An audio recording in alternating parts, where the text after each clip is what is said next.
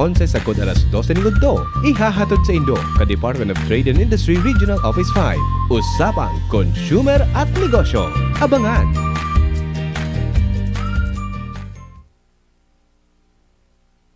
Maray na aga po sa Indugabos na sa tuyang paraan tabay digdi sa programang Usapang Consumer at Negosyo digdi po sa Radio DZGB.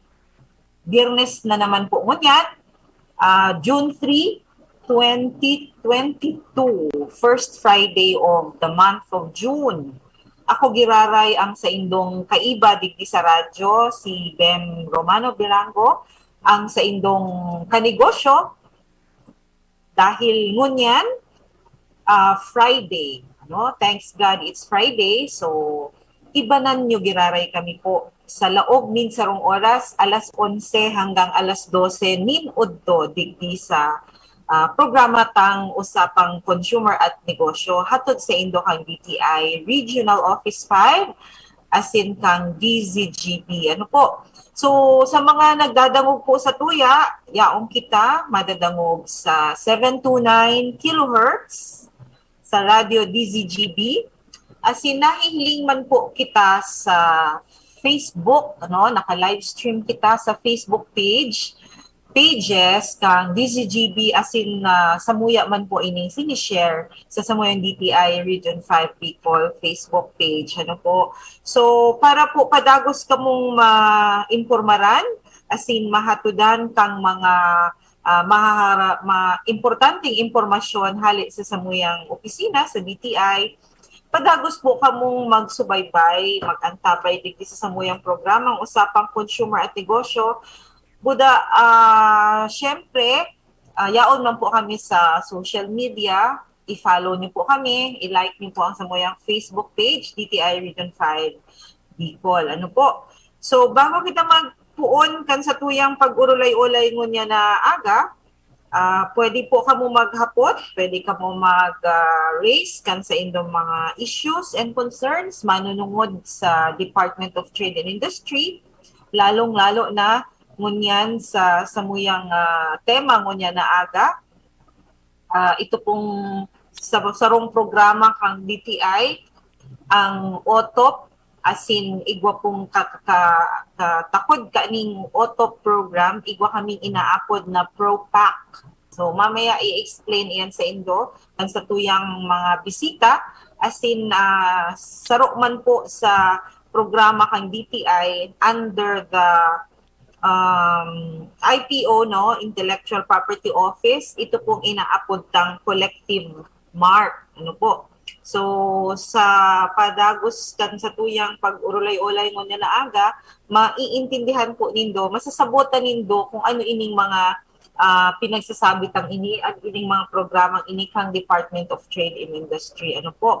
So gusto po mag-participar sa samuyang iristoryahan, pwede po kamo mag-text sa 0999-883-1471. Ulitin ko po, so ini-encourage niyo po kamo na makipag ulay-ulay man sa muya, kung igwa kamo mga ihapot, pwede kamo mag-participate sa paagi kang pag-text sa number na 0999-883-1471. Yun po. Okay. So, sabi ko nga igwa kitang mga programa kang DTI na i-discuss po ngunyan na aga. Itong manunungod sa OTOP ProPack, asin itong manunungod sa collective mark. So, ngunyan, ipapamidbid ko na po ang sa tuyang bisita ngunyan na aga. Enot po ang samuya pong mga pag-iriba man sa nadigdi sa samuyang office sa DTI Regional Office 5, si Ma'am Suzette Brioso or pick-upod mi siyang Susie. Ma'am Susie, maray na aga. Batiun taon na tabi ang satuyang mga paradangog digdi sa programang Usapang Consumer at Negosyo, lalong-lalo na itong satuyang mga kanegosyo or itong mga may inclination or gusto maglaog man sa pagnenegosyo. Ma'am Susie, please go ahead. Hello, good morning, Bam. Good morning sa gabos na nagtatanong dito sa DZGB as in sa ating Facebook Live. So, thank you very much sa pag-invite ulit sa amin dito sa para ma-introduce ang ating auto programs. Ayan. Salamat, Susie. Ma'am Susie, salamat. Okay, makakaiba taman ngunya na aga digdi sa tuyang programa si Engineer Nino Torre. Siya po ang yaon digdi naka-detail sa DTI Regional Office 5. Ang sa iya pong pinagre-representar na office, ang saro sa mga attached office kang DTI ang International Property Office. So kung igwa ka mong mga ihapot tungkol sa mga trademarks, no? Ano pa ito, mamaya i-explain sa Indo ni Engineer Nino kung ano pa itong mga iba pang serbisyo other than ining sa tuyang pag-ulay-ulayan ngunyan na inaapod tang collective mark. Pero igwa pang ibang mga serbisyo kita sa tuyang mga kanegosyo especially na pwede nindong i-avail digdi sa Intellectual Property Office na igwang satellite office digdi sa Samuya mismo sa DTI Regional Office 5. Yaon dyan always available si Engineer Nino Torre. Engineer, maray na aga, batiun taman po ang sa tuyang mga paraantabay. Hi, maray na aga po, Miss Bem, and of course sa tuyang mga listeners. Good morning. Ayan. Especially sa mga negosyante and state universities, mga innovators sa inventors. No? Ayan. Good morning. Si Engineer bako na ini bago digdi sa tuyang programa, same with Ma'am Susie, nakaiba ta naman inisinda sa mga previous programs ta kaya bako na sinda bago digdi sa usapang consumer at negosyo. Ayan, Ma'am Susie, mainot kitang duwa. Siguro bago kita magpadagos duman sa pinaka gusto tang ipaabot na bagong estratehiya tungkol digdi sa programa kang DTI na One Town, One Product or OTOP. Kasi di ba, Ma'am Susie, siguro ika na lang magtao kang background kaining OTOP, di ba? Inibagang OTOP nag-evolve na ini. Ano, Ma'am Susie? Nagpuon ini kang time pa kang mga previous administrations, tapos dakulo ng mga ano bang apod na kain innovations or talagang nag-evolve na siya. Susie, I will give you now the floor. Please, ano ining programa talagang ini kang DTI na OTOP or One Town, One Product? Okay. Thank you, Bem. Atong One Town, One Product natin, galing ito sa haliini sa model tanada sa Japan na sinasabing One Village, One Product. Kasi doon sa Japan noon 1990s, may sarong village, may mga village doon na bawat village may pinopromote silang sarong produkto. And then nahiling nila kan ibang nasyon na ang very effective pala siya para ma-promote, ma-develop ang mga produkto kay ito. And then inadapt siya ng iba-ibang communities hanggang sa makaabot man digdi sa digdi sa Philippines ng 2002. So, Bam, the OTOP yung from Japan, One Village, One Product, digdi sa Philippines, nagi siyang One Town, One Product or OTO Philippines. And that was 20 years ago pa tayo nagsimula. So tama ka, Bem, ang dakulo ng innovation ang nangyari sa OTOP. Dati, kung ano lang yung nandyan sa sarong locality, munisipyo. For example, ako, I'm from Pulangi. We are known for sangkaka or moscovado. So yun ang pinopromote namin. Yun ang OTOP namin. Sa Kamsur, sa Buhi, yung mga wini-weave nila. So hindi lang siya produkto actually, kundi pati yung serbisyo, yung creativity ng mga tao ang dinidevelop natin at pinopromote. So, ang pag-promote, Bem, ang digdi sa One Town, One Product from the scratch. Okay? Kung ano yung nandyan, kung ano yung nasa local na hinabutan dinidevelop siya, tinatawan ng mga package of assistance. So, from trainings, the product development and marketing. Ang goal sa bawat munisipyo, sa bawat produkto ng bawat munisipyo na may OTOP, ang goal ay mailuwas ta siya sa indang munisipyo or sa indang lokalidad, paduman sa probinsya, paghali sa probinsya, paduman sa iluwas sa rehiyon, and then iluwas sa rehiyon, iluwas sa satuyang nasyon. Going global tayo ngayon. So marami tayong mga series of assistance. Sabi ko nga, ang daming assistance ng OTOP. So kung may mga may mga negosyante kita dyan na nagdadagugong yan, through word of mouth, you encourage nyo po ang sa indong mga kapwa negosyante na magdigdi sa DTI para maasista, lalong-lalo na po kung auto product ang satuyang kinakapot. Yan. Ayan. Okay. Ma'am Susie, magbuon kang nag-implement kita kaining programang ini. Tapos ngunyan sa presente, sabi ta ba nga, dakulo na kitang mga initiatives, dakulo kitang mga na-implement pang mga projects para mapapusog ining programang ini. Nahiling tabaga kung gura numan talaga ka-effective. Kasi talagang bako sana na-promote so itong mga produkto na available duman sa sarong lokalidad, kundi talagang igwa pa kitang mga kadakol na mga interventions tanganing ining mga produktong ini kumbaga mag-compete, no? Mag-compete sa other parts of the country or even other parts of the world. Susie? Ay, Ben. Ang lalo tinututukan tabem ang innovation mo niyan alam ta baga makaskason ang pag-agi kang panahon. So moderno na ang panahon ta. Aram ta naman na etong mga auto products natin, ito yung rooted cultural products ng bawat locality. May mga na-encounter kitang difficulty ta kasi kung minsan yung mga negosyante ta habunin dang mag-innovate kasi gusto nila kung ano na yan, yun na yan. Pero di kita nagsusuko na ipamati sa inda na di pwedeng hanggang doon na lang. So, nagbabago ang panahon, dapat mag-akma man kita ang satuyang produkto sa pagbabago kang panahon. Kung habutang, ma-left behind sa satuyang mga competitors. Oo, yan, tama.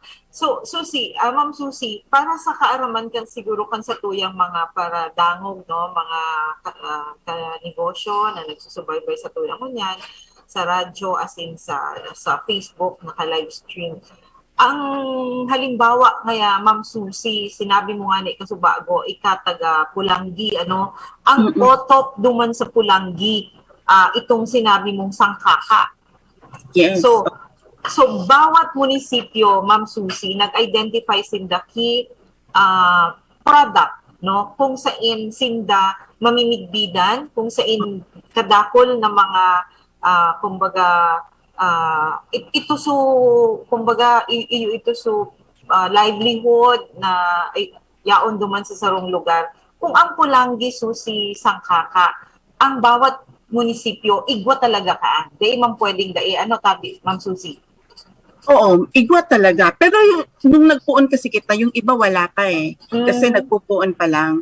So, ngunyan, naghahanap kita, ginibuhan taning ano ba talaga? Kung ano ba ang pwedeng maging OTOP nindo. And then, sa nahiling ko man, Bem, sa pagbabago kang panahon, nag-iiba rin ang OTOP nila. Opo. Oo, nagbabago din. So, sa Pulanggi, sa ngunyan, ang munisipyo ko, sangkaka siya. Dati sangkaka lang. Ngayon, nag-innovate kami, naging muscovado. And from muscovado, nagkaigwa ng mga byproducts, yung mga muscovado natin. So, sa UAS, we have the rice puto. So, in-improve natin yung packaging nila. Kasi dati naka-plastic lang yan, di ba? So, dati bilog lang yan. Ngayon, may mga half muna, iba-iba na. May mga bite size na lang. So, ini-improve na siya na makaakma nga ni sa sinasabi tang pagbabago kang panahon. Kasi sa negosyo, di pwedeng mag-stick lang kita kung ano ang igwa kita. So dapat mag-explore kita. Kasi sabi nga ni ang BEM, kita kasi saro man ako negosyante. Kapag di ka mag-innovate, magagadan talaga ang malaleft behind, and then until magadan ang sa imong negosyo. Innovation talaga ang gain ka negosyo. So, iyo ini ang pigigibo na ngunyan kang sa tuyang opisina kang Department of Trade and Industry. Ini yaon na kita duman sa innovation. Yes. We really need to innovate. So saro digdi Ma'am Susie, di ba? Igwa kitang parte kang programa kang OTOP. Kasi di man nagtatapos duman lang sa para bugbog ki mga trainings, mga skills trainings. Bako diyan nagtatapos ang assistance, no? So igwa kitang inaapod na ining mga OTOP hub, Ma'am Susie, di ba? So ining OTOP hub na ini parte ini kang assistance, no, 'di ba? So ini saro ining parang marketing sa marketing aspect na kang assistance kang DTI. So ining OTOP hub na ini Ma'am Susie, ano ba ini? Igwa ba ini igwang mga OTOP hub ba sa kada probinsya or ano? Paano ba ini? Dito sa Region 5, igwa kitang 10 OTOP hubs. We are lucky na sa bawat probinsya, igwa kitang OTOP hubs. So, 4 kit sa Albay, saro sa Cam Norte, 2 sa Cam Sur, isa sa Catanduanes, isa sa Masbate, isa sa Sorsogon. So, igwa na kitang 10 OTOP hubs. So, etong OTOP hubs na to, yung lahat ng auto products natin, actually hindi nga lang lahat ang auto ang nandiyan eh. We also welcome other products. Pero initiative siya ng auto. So, welcome natin lahat ng auto products na ma-display, ma-showcase duman sa mga auto hubs. Para pag nag-develop kita ng produkto, hindi kita mapupunta sa development lang. At least igwa kita kaagad na ma-showcasean. Kasi ang negosyo kung wala kitang ma-showcasean ka sa tuyang produkto. So, automatic kapag na-develop yung produkto and then makakomply kita sa bawat auto hubs man kaya, igwa man kitang mga requirements ang mga auto hubs. Dapat magayon na ang packaging mo. So, i-develop na yan para ma-showcase yan sa tuyang mga auto hubs. Kumbaga, ay hindi nakakatabang na marketing outlet, marketing platform ng ating mga auto entrepreneurs.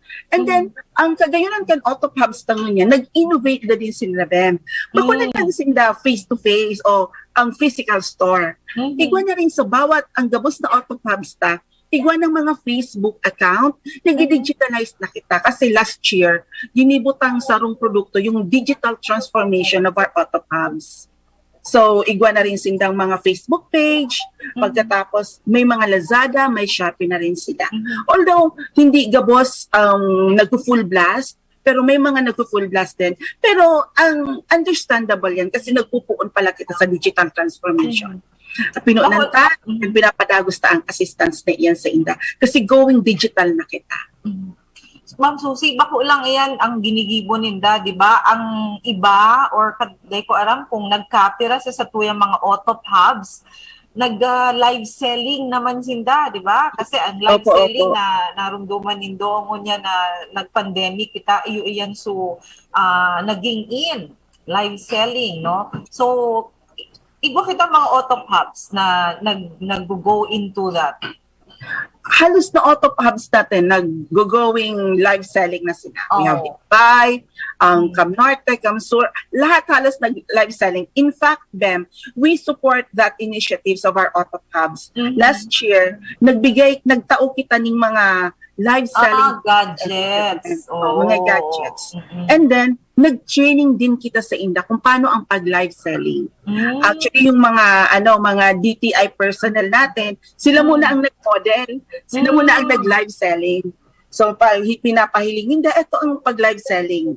Bebenta tayo. And then later on, natututo na yung mga, mga MSMEs, yung mga auto hub operators, sila na mismo ang nag-live selling. Ayan. So, talagang up to that extent pala ang suporta ang assistance because iningon yan ang need kaining sa tuyang mga clients, no? So talagang sinuportahan ta sinda sa paagi kang pagtao kaining mga gadgets na kinakaipuhan ninda para maging in sindangon yan sa pinag-aapuntang e-commerce or Yes, ano nga ning apod kay in other words, yaon na kita sa digitalization, so kaipuhan maging in man sinda, maging mag-adapt or apod kay ni Ma'am Susie, kumbaga halimbawa sarong player dai masyado siya equipped or bako siya computer savvy halimbawa, so igwamang kitang mga trainings para dyan napigtataw sa ila. Opo. And we understand naman kasi na hindi lahat talaga masyadong computer literate. Kasi yung iba, mga, alam naman natin niya na, not so young. Sila na sa, na kahit ganong turo talaga, kasi napapagod na rin sila. And we understand them, so, ang tina-training natin, yung mga next generation nila. Actually, hindi lang sa marketing tayo nag-digitalize, pati yung accounting system ng ating mga hubs, pinag-digitalize natin sila. So yan ang mga support na binigay natin sa ating mga auto hubs. So far, Ma'am Susie, sa ngunyan talagang masasabi ta na effective or efficient sa tuyang mga programa dahil nahihiling pa man sa produkto, mga auto products na talagang masasabi kang igwanang competitive advantage bako. Yes. Oo. Kasi pag sinabi pating Bicol, yaon diyan sa mga masisiram na mga pagkaon, sa mga magagayo na mga produkto na talagang daiman mali left behind. Yes, Bem. Sa totoo lang, Bem, hindi sa akin personally, di ko ipapadaog ang siram kan Bicol products na food. Ayan, oo. Kaya yaon kita dyan ngunyan. Taod-taod nga ni si engineer ninyo, igwaman siyang programa para manduman sa sarutang commodity na kung saan endemic sa Bicol, kaipuhan taman ito ibang klase naman na pag-promote para sa inaapod tang economic advantage kang sarong produkto or kang sarong lugar, no? Okay. So bago yan, Ma'am Susie, siguro ano nga ni ito, Ma'am Susie, igwa kita ko niya na bagong programa na katakod kaining otop, itong pigsasabitan na ProPack, as in ProPack, PROPAK, ProPack, no? So, ano ini, Ma'am Susie, na programang ini? Ano ang connection ka ini sa tuyang mga kliyente, sa tuyang mga kanegosyo, mga MSMEs? Ano ang benepisyo ka ini sa inda or sa ekonomiya? Ang ProPack, Bem, ang Processing and Packaging Exhibition for Asia. Yun ang ibig sabihin Processing and Packaging Exhibition. Yan ang ibig sabihin processing. So, yaon yan. So, processing and packaging. More on food talaga siya. Okay po. And then, more on food. It's on 29th International, yun na June 15 and 18, 2022. It's the 29th International ProPack or Processing and Packaging Exhibition for Asia. At gagawin ito sa BTech Hall, Bangkok, Thailand. And it's good news kasi may 7 kitang MSMEs na maduman sa June 15 sa Thailand para mag-attend ng ProPack. Ano yan, Ma'am Susie? Ano ba yan? Selling fair din or exhibition or what? It's a fair and exhibition para ma-explore ng satuyang mga MSMEs ang mga innovative technology aims and solution in processing packaging for more than 1,000 brands of companies around the world. Kasi ganito yan dumanta o nag-encourage kitang mga MSMEs na magduman sa Thailand. Kasi tinuturuan tabagaan sa tuyong mga MSMEs na maging competitive.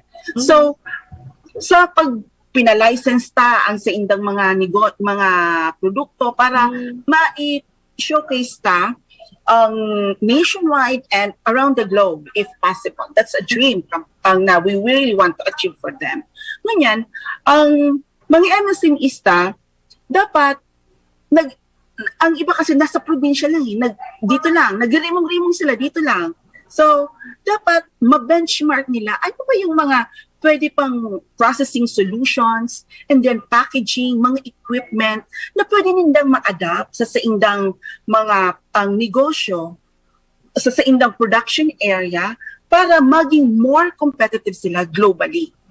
Kasi may mga processing solutions and packagings and equipments na di ito nahihiling digdi sa Philippines. So we really need to go out. Kasi if we want to compete globally, dapat kung ang production ang strategy dapat global din.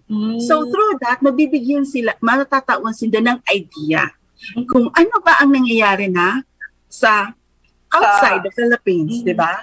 Especially 2 years tayong na-lockdown dito, di ba?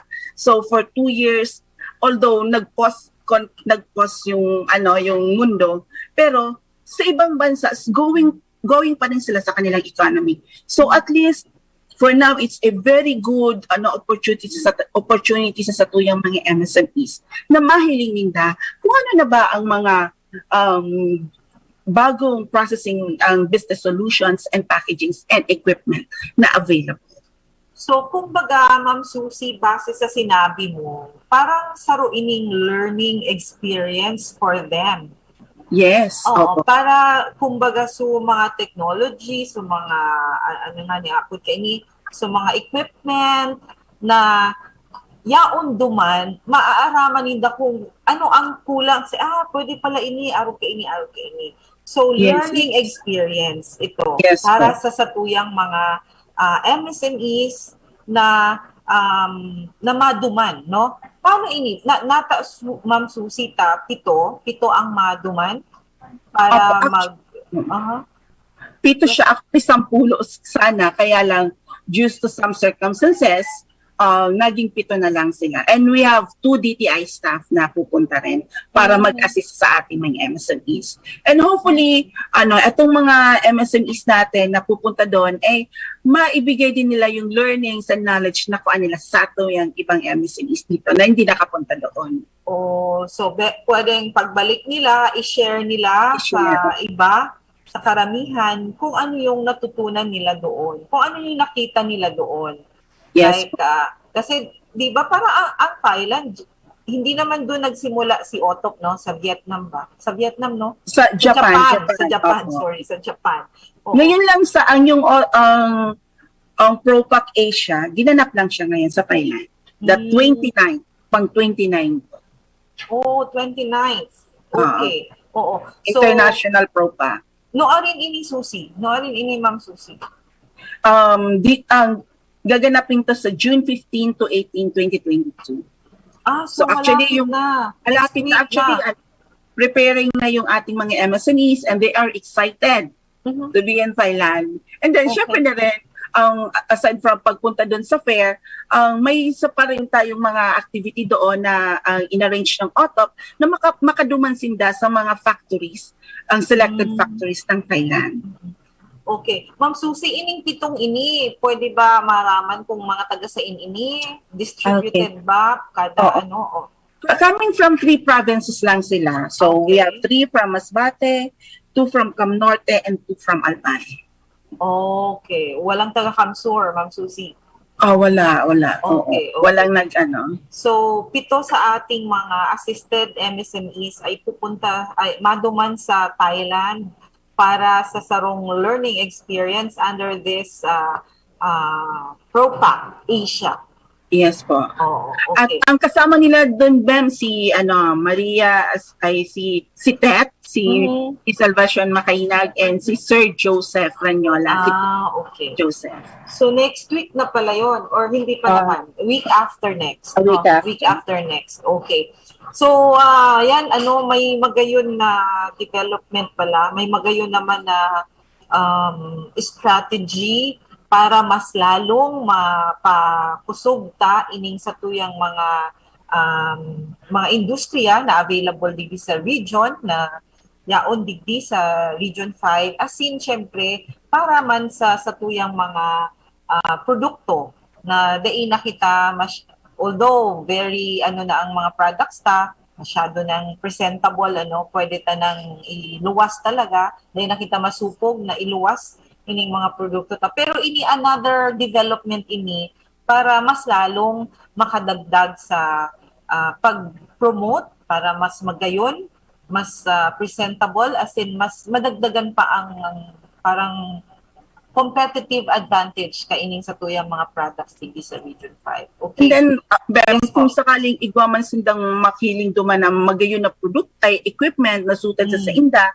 mapapakaskas ang kanilang production capacity. Okay. And then, pwede pa sindang mag-develop ng bagong product. Sa dakulon, pwedeng nindang mainuturan duman sa propa. Okay. So magayon iyan, sana pagbalik kaining sa tuyang mga clients, talagang kadakol sindang naupdan na pwede manindang ihiras sa mga dai nakapag-participate duman sa sarong learning activity na ini sa Thailand through this OTOP ProPac Asia. Ano po?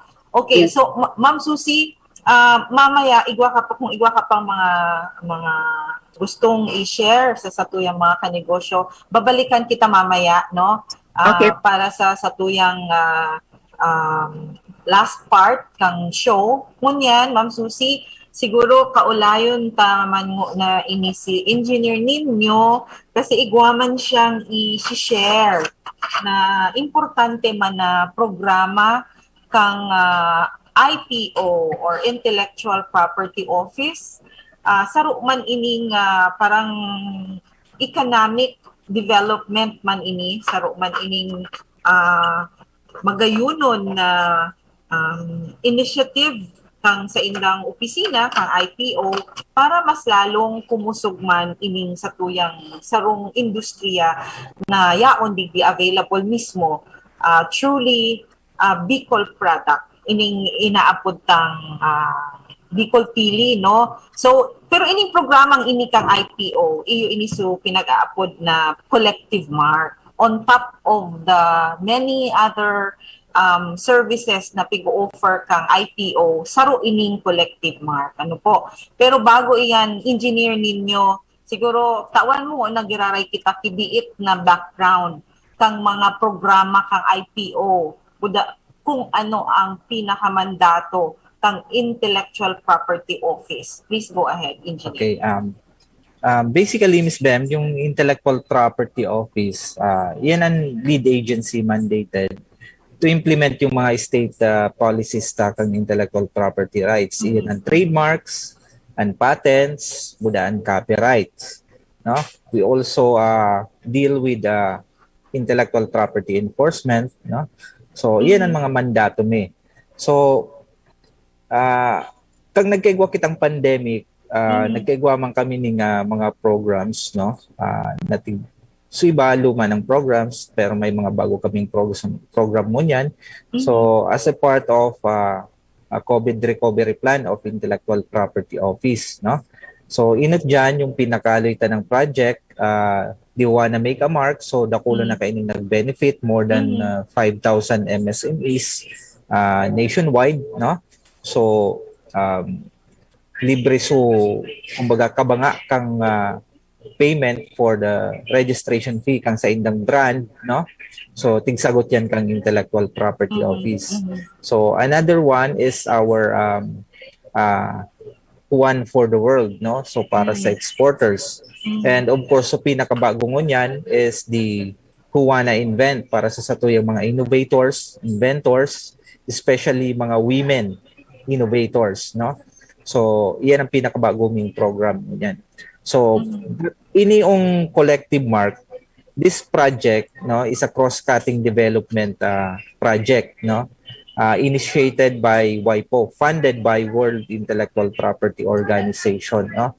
So, aside from the Bicol Pili, no? So, may iba pang country kung sa hindi initig-implement. Yan ang Bolivia, no? Tunisia, and of course Brazil, no?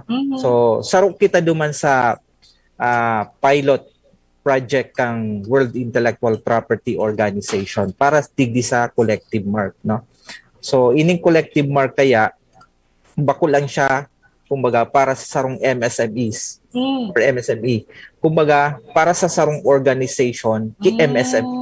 So bako lang saro ang nagbe-benefit kay ining cross-cutting development project na ini. But gabus na MSMEs within that organization or within that community, no, ang magbe-benefit digdi. Okay. So ang basically ang collective mark is a type of trademark, pero ining collective mark is a specialized trademark kung saan tigagamit ini kang sarong organization, Grupo. or organization or cooperative to identify themselves with a level of quality or accuracy. So, ini iyan ang pagkakaiba, engineer, duman sa trademark. Kasi sa trademark, individual suma-apply. Yes, individual rights ito. Individual But this rights. one is a organization or collective. Collective. Rights. Okay. Okay. So, sige, please, engineer, please go ahead. So, ang purpose kang samuyang project na ini, no? WIPO funded and in partnership with Intellectual Property Office and of course in collaboration with DTI, no? So ang purpose ta kay ni is to create linkages between yung collective mark registration and of course yung local development na magsusupport sa satuyang mga MSMEs sa paggamit ninda kang innovative, no, traditional and sustainable practices, no? Opo. So ang pinaka end goal ta is to add value duman sa sarong premium product. Okay. So, okay. Kung sa ending sa project na ini, ang napili ming product is the Bicol Pili, no? So, iyan ang pinaka kumbaga number 1 in the spot kang list me, no? Na i-develop na collective mark within the Philippines. Ayan. So, sa ngunyan, engineer, hain na kitang stage kasi or phase kasi sa project na ining inaapod tang Bicol Pili Collective Mark Project, igwa ining mga stages or phases, no? Sabi mo nga ni kasuali nito, last year ba?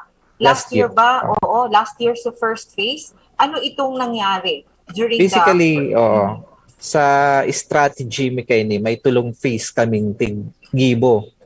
So inot tigkaulay mi kumbaga public consultation with the pili producers, manufacturer, no, including farmers. So basically bilog na value chain sa Bicol sa pili industry involved digdi sa project na ini. So from farming to trading to processing to exporting, no. So gabus iyan na nasa value chain kay riba dyan. So public consultation ang tigibo mi dyan. So tig-identify mi kung sisay an organization na magbe-bear or mapadagos kay ning collective mark or magre-regulate kang collective mark. Okay. So inot dyan napagpilian mi ang OKB buda Philfili Industry League, no? Opo. So duwang organization who are capable of handling this collective mark processes, no? So at the end of the consultation, ang napili mi or nag-cite kang sa indang intention to manage collective mark is the OKB organization. So iyan na nasa phase 1 mi. No, sa phase 2, actually tapos na ang phase 1 nan. Nag-jump na kami ngunyan sa phase 2 which is the development. no? Sa collective mark na ini, may tigaapod kaming regulations on use. Kung saan, gabos na members na ma-avail kang collective mark use, kaipuhan nila ining i-follow na regulations na ini. Oh. So, ang number one sa regulations may is the food safety and the quality of the product. No? So, kung mahiling tabagangon yan sa market, no, minsan may mga adulterated products, no, especially si pili, no. So, saro yan sa muyaming i-eliminate kang Bicol Pili Collective Mark na ini. So, mahali yan, no. So, gusto tang maipahiling sa bilog na Pilipinas. Bako lang sa bilog na country, no? Of course, sa international arena, na ini talagang product kang Bicol is a premium nut, no? Ang pili is a premium nut. So, saro yan sa end goal kay ning pag-develop ning regulations on use, no? And of course, the registration kang collective mark kung saan funded man kang WIPO, 100% funded. So, and of course, so mga logo, pag-develop kang logo. And gunyan, may tigde-develop kaming mga video, promotional videos para sa pili industry, no? So, iniipapahiling ta during the launching na gaganapon on June 12, no? So, iyan ang tangon yan, nasa phase 2. Ay, hindi, June 14 pala, sorry. June 14.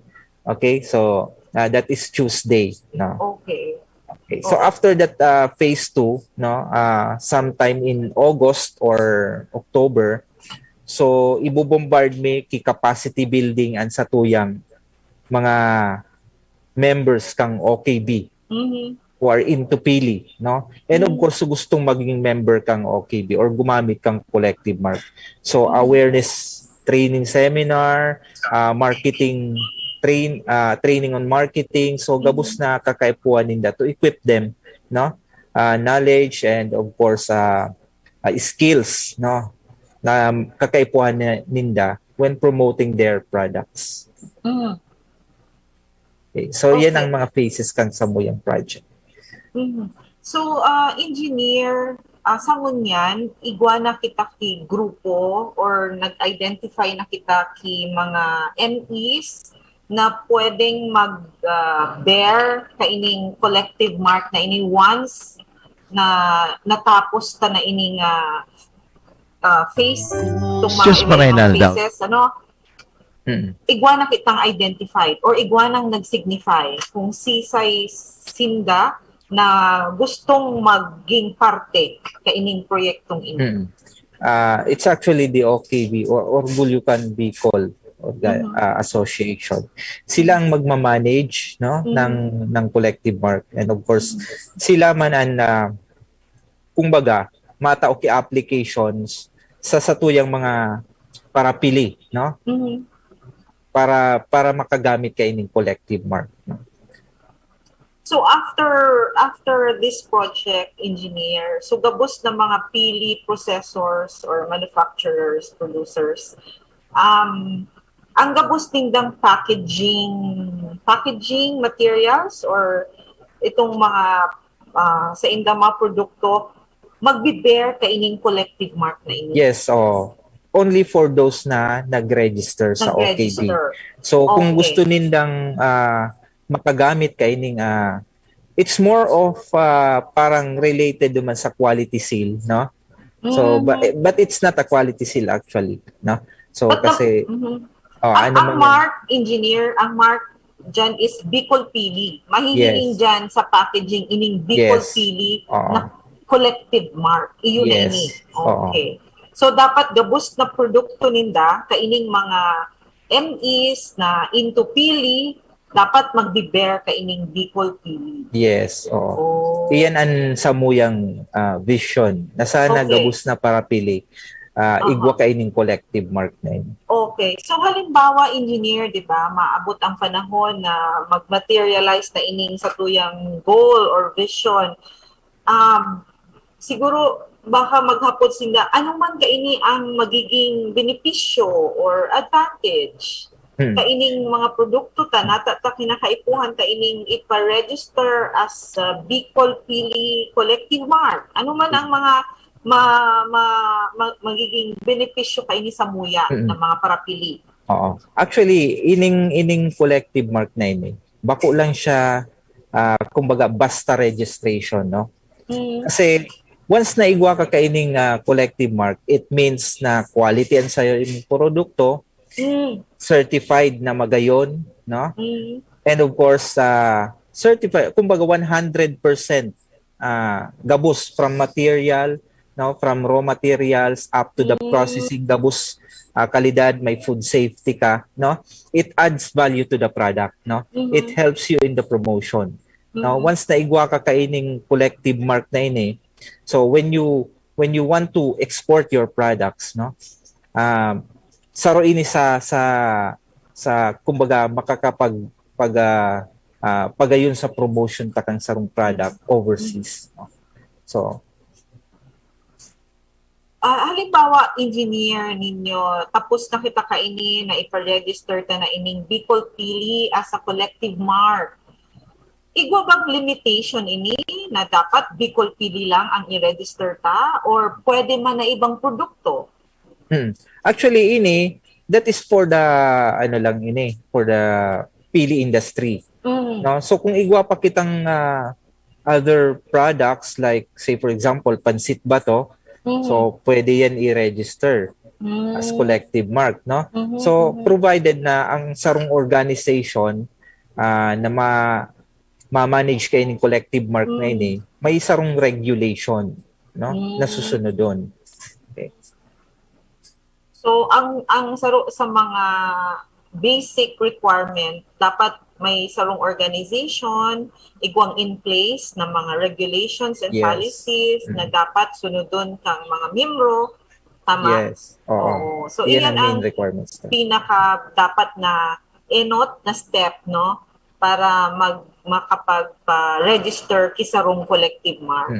Kasi sabi mo kasi bago sa tuyang ulay kanina before the program, ining pansit ba to dati na ining naka-register as a collective mark. Kaya lang, nag-expire lang sila. So, kaipuhan ninda mag-renew. Yes. So, siring man ka ining pinagsasabi ka na Bicol Pili, once na na-register na ini, ano man ini, may expiration man pala. Yes. Same lang yan sa trademark. Gabos yan 10 years ang expiration niya. So, before mag 10 years kay puan i-renew para at least di siya mawara sa sistema ng intellectual property. Pero engineer, parang na-miss ko kasi bago. Ano ba ini? May bayad ba ini? Yes, of course. Igwa yan na fees.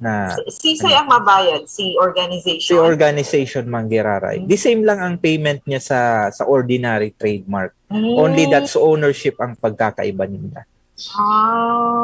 Okay. And of course, pag mga collective mark, may mga kumbaga tigtatabangan ni Sinda kung paano maka-craft kang sa indang regulations, ano dapat ang laog kang sa indang regulations. No? So, iyan ang mga extra services kang intellectual property office. Pag-abot digdi si collective mark. So, nagtatabang ka mo pag-craft. Yes. Sa itong mga policies and regulations kang organization. Yes. Oo. So pero ang pinaka-bentahe, pareho halos kang trademark, only that ini collective. Yes. Grupo ang may kagsadiri. Yes, tama. Ang collective mark na Bicol Pili. Yes. Oo. Noarin ka daw ini tabi engineer mag-materialize or noarin ini ang pangaturugan ta maging katotohanan? Actually, ongoing na ang registration kang mga members, kang mga pili producers mo niyan for the use of the collective mark, no? So only that they have to be a member of OKB first, then they have to register again for the use of this. No, so isa sa primary requirements kasi for you to be able to use this is dapat member ka kang OKB association. Ma-member ka una sa OKB tapos ma-register ka pa. Yes, ma-avail ka kaini. Kasi iba ang proseso kang paggamit kang collective mark. So gustong sabihon, engineer, pag naka-register ka na, libre ka na maggamit ka ining collective mark na Bicol Yes. Pili. Yes, pero subject to auditing 'yan. So Okay. ibig sabihin, if there are violations in your part, no? So the OKB has the right to suspend, no? Or remove you from the registry ng OKB for the use of this collective mark, no? Ano pa ini-engineer ninyo? Bicol Pili lang? Yes, for the Collect- Philippine industry. Bicol Pili, wala siyang logo? Meron siyang logo. Actually, hindi ko pa pwedeng mailabas sa public for now kasi So, it will be siguro ilalabas namin siya on June 14 kasi during the sa launching pag-launch.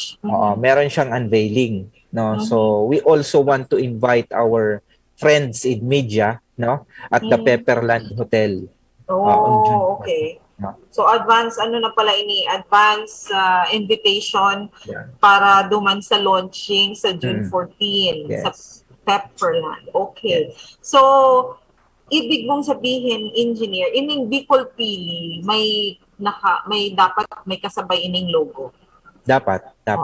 Kasi kung pagguro ng taang Bicol Pili na word, when it comes to trademarks regulations, no, it's a generic and cannot be registered, no. So only that in geographical indication it can be considered, no,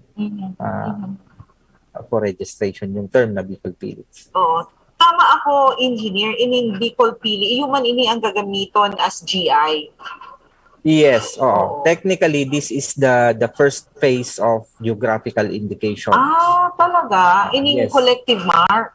Yes, oo. Kasi gabos kasama. Okay. gabos na process na inagian midigdi phase 1, phase 2, phase 3. Gabos ini phase 1 kang collective kang geographical indications. Oo. Kasi rumdum ko ining GI, so pag puon ka ini kang huroron, way back pa. Oo. Medyo 2009. 2009. Oo. So, sa ngunyan, yaon na kita digdi sa pag-register sa Bicol Pili as a collective mark. So, iyon na ini ang, kumbaga, parang nag-move na kita towards the realization man Yes. naman sa Oo. pag-register as GI. ng Yes, Bicol. ang GI kasi stringent ang proseso niyan eh. Mhm. So apart from the regulations, there are considerations, no, na kailangan tingnan, no. For example, the reputation, the territory, kung ano-ano pang traceability, something like that. So dakol yan na bagay na pag-uulayan during GI, no. So and pero ang satuyang GI law is expected na ma-approve sa Congress on 2024. So we hope na maiano na siya on 2024. Ayan. Kasubagos, engineer, nahapot ka kung ano pa ang mga examples kaining collective mark na mas daidigi sa tuya sa Bicol region, halimbawa, para magkaigwas ang daki idea, no? Sabi mo, Guimaras Mango. Yeah. Oo. So, pag sinabing mango, hali iyan sa Guimaras. Yes, oo. So igwaman sindang logo na tigagamit. So kung magbakal ka ng Guimaras Mango, ang kada sarong pidaso kang mangga na yan, igwaya na sticker na nakalaag. So iyan ang sa indang identification na hali talaga ini sa Guimaras. Oo. Haloy na iyan, engineer. Haloy na iyan, that is a project of WIPO, World Intellectual Property Organization. Pero haloy yan na develop, no, unlike kaining Bicol Pili na within 2 years kay Medyo Puan May makaskas. talagang tinawang kaming timeline na within 2 years dapat tapos yan, no. So ito kaya ang project ito is not really a collective mark, it's more of a GI. Yes, oo. Parehas man Pero- kang inabihan kang Yeah. Bicol Pili before. Pero sabi mo, engineer, bago ka magduman sa GI, kaipuhan mo una Yes. ipa-register Oo. as collective mark. Oo. So, kumbaga, The same man lang yun ang yung inagihan. parang first step Yes. Oh. towards the realization of becoming geographical indication. Bicol Yes. Pili as a GI. Hmm. Oo. Oo. Kasi naramdaman ko ang Guimaras Mango talaga. Pag sinabing Guimaras, pag Guimaras Mango, iba talaga ang ano niya distinct ang sa iyang namit. Ibang Lasa. klase, ibang klase talaga. The same man kami Pareho. sa tuyang pili, no? Yes. So, pag kinumpare mo ang pili here in Bicol, may certain characteristics siya or taste na different duman sa ibang pili ibang na lugar. na hali sa ibang region. Yes. Kaya importante ini na maisa katuparan na ma-realisar ining proyektong ini dahil gusto taman talagang maiangat ang Bicol Pili.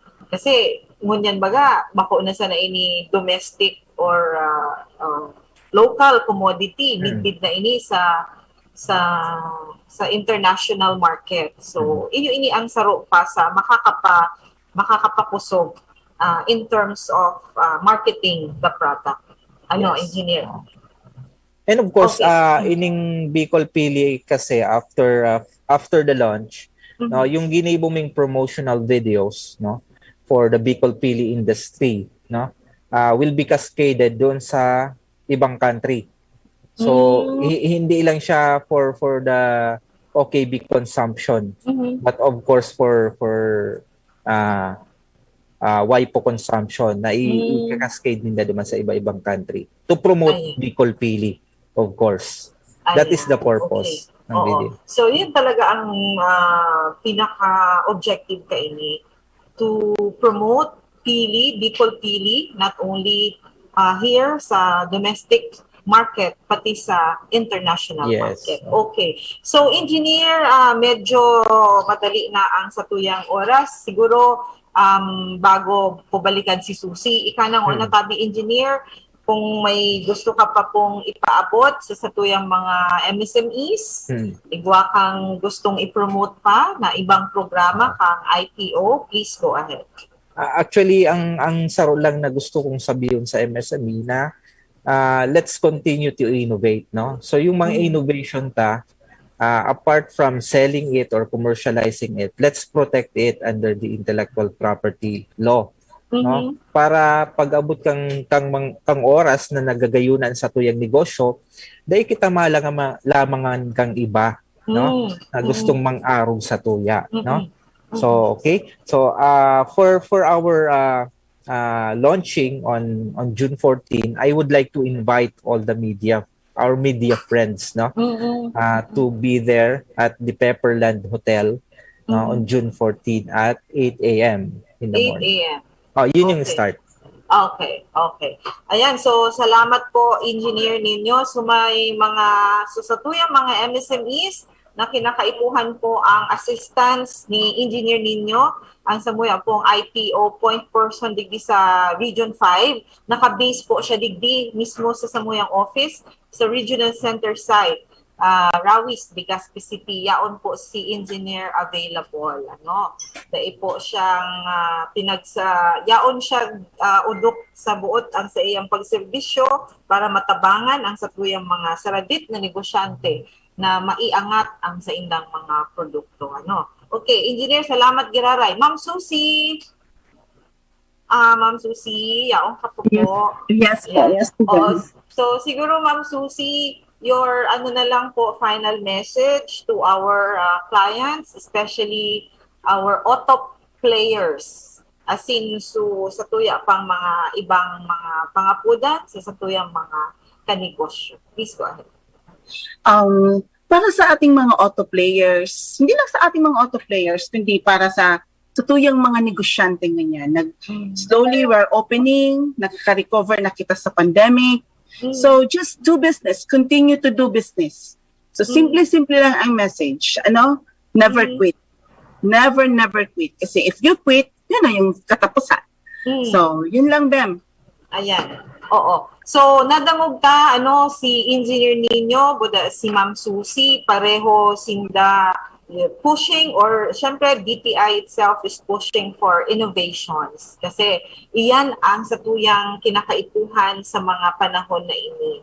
Kaya sa satuyang mga kanegosyo, kung igwa po ka mga problema sa pagninegosyo, kung igwa po ka mga kahaputan, or sa mga gusto maglaog sa negosyo, dai po kamo mag-alang-alang, yaon po ang samuyang mga negosyo centers sa mga munisipyo, dahil po kamo masupog na maglaog dyan para sa tuya po yan gabos.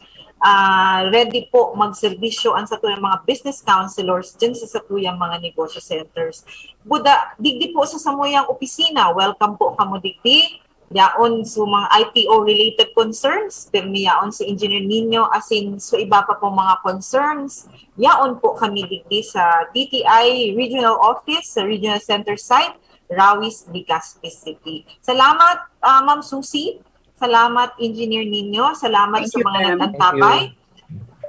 Sa susunod po giraray na Biyernes, maghirilingan po giraray kita digdi sa programang Usapang Consumer at Negosyo, digdi po sa Radio DZGB sa giraray. Ini po ang sa indong kanegosyo, si Bem Romano Perango, kang DTI Regional Office 5. Salamat po, maray na utro. Sa indong nadangog ang programang Usapang Consumer at Negosyo. Usapang Consumer at Negosyo. Inihatod sa Indo kan Department of Trade and Industry, Region 5, asin kan DCGB.